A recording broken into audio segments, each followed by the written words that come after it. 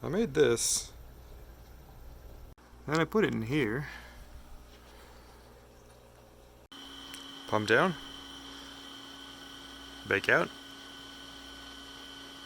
My first vacuum tube with no performance as an amplifier, giving it quite a bit of current for the filament, getting the signal I'm looking for out, but at 30 millivolts or so. I guess it's clipping off the screen a little bit, with 2 volts input. Oof. Then for AC testing, I get a little bit more signal, saying about 220, 230 millivolts peak to peak.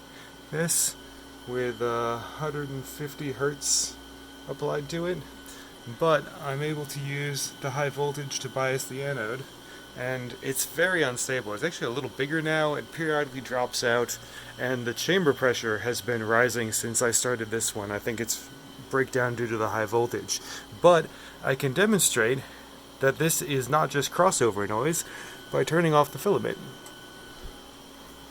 and that is the residual 60 hertz noise and whatever is coupling in from the cable, but at 150 hertz it ain't much.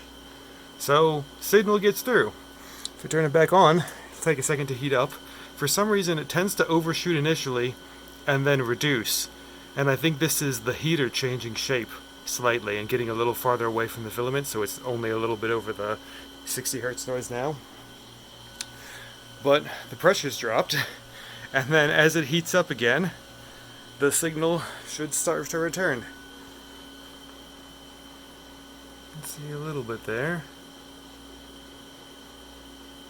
There it is. But you can see how unstable it is.